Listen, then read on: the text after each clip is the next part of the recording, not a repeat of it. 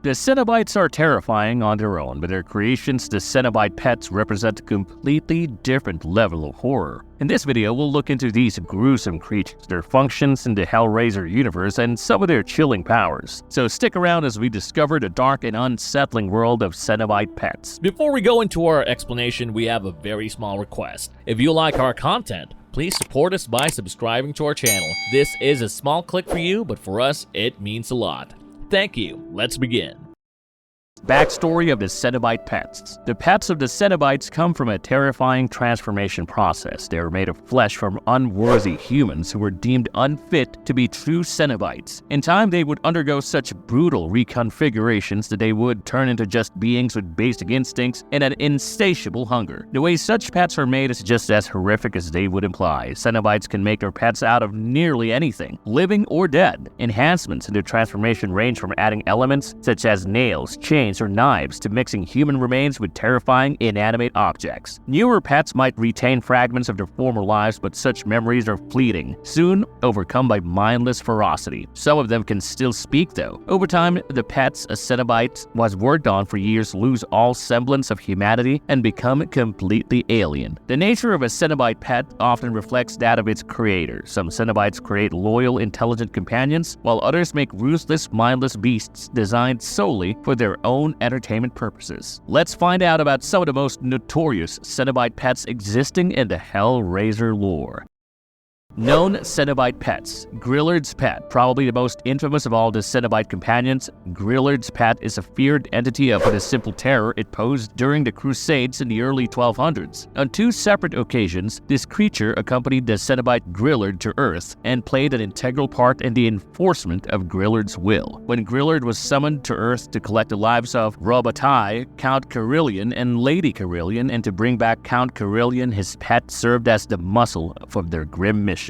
Illard's Pet excels at intimidation and brute force, effectively threatening enemies into submission. Illard's Pet looks like a dog, and a Cenobite had a nightmare child. Grotesquely taken the shape of a dog with one pointed tooth jutting out from the center of its lower jaw, the head has two metal rings embedded within in the snout and another in its skull. Its eyes had been sewn shut, further adding to the eeriness of its visage. It stands in a bipedal posture, jutting claws and one tentacle sprouting from its chest. Its skin looks like it has been heavily burned, completing its terrifying, otherworldly look.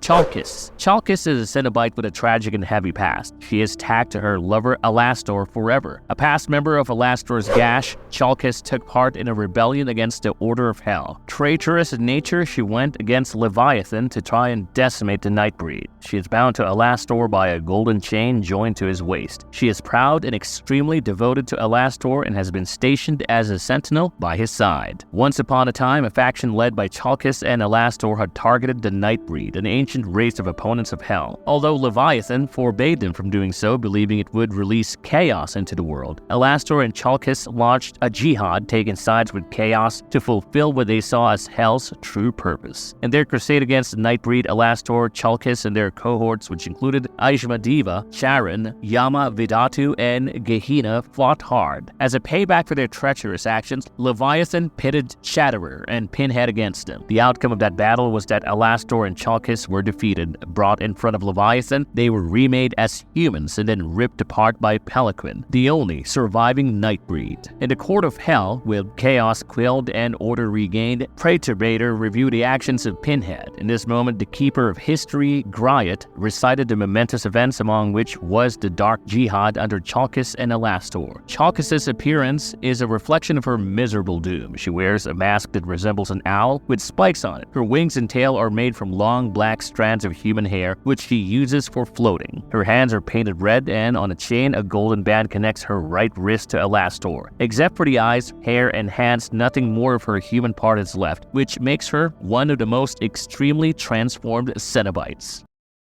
Agathon. Agathon is one of the weirdest and most unsettling creatures to show up within the Hellraiser universe. This Cenobite pet was under the dominion of the Cenobite called Clown. The only appearance by this pet came in 1992 with Clive Barker's Hellraiser Devil's Brigade Part 12 Dead Things Rot Issue 13, published by Epic Comics. During a moment in which Agathon and Clown are torturing someone by the name of Thorndyke, who has led several souls inside the labyrinth throughout the years, Agathon's part in the plot is revealed. In the face of what he believed to be his last reward, Thorndyke attempted to negotiate his death by pledging to send one more horrible soul to hell. Agathon takes a bold step by proposing that Clown give Thorndyke's offer some thought. Unfortunately, this was perceived as sympathy for the victim and turned into Agathon's doom. The Clown retaliates against Agathon's interference by submitting him to an electric field, which makes him explode in that grotesque display of energy. This brutal form of punishment underlines the inflexibility and mercilessness of the relationship shared between Cenobites and their pets. The physical representation of Agathon is that of a massive canine-like being with purple skin and spines running down its back. Its small yellow eyes and around knee-height stature give it an almost menacing appearance. Agathon truly stands out from other pets because he is the only known Cenobite pet that speaks comprehensible English.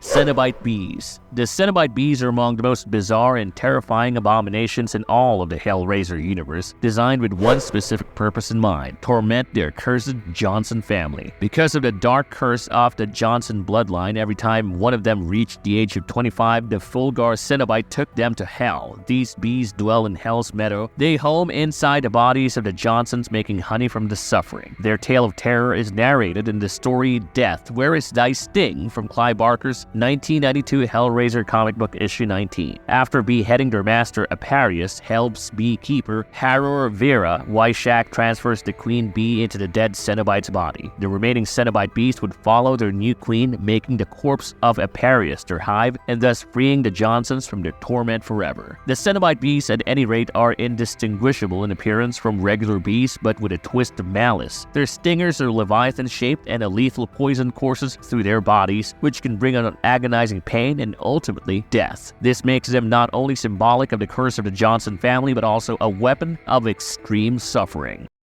Marvel's verdict, and there you have it, some of the most unsettling Cenobite pets in the realm of Hellraiser. From their gruesome physical alterations to the dark purposes that they serve, each of these creatures personifies a different aspect of twisted creativity and malice by the Cenobites that created them. From being involved with the implementation of curses to carrying out particularly savage punishments to simply adding to the chaos, these pets serve to remind us of how deep the levels of horror go inside the world of Hellraiser. Who is your favorite Cenobite pet? Let us know in the comments section down below. If you liked this video, please click that like button and share it with all your buddies. I'll see you in the next one. If you liked our content, don't forget to leave a like and subscribe to us if you haven't already. Have a good one and be safe. Thanks, everyone.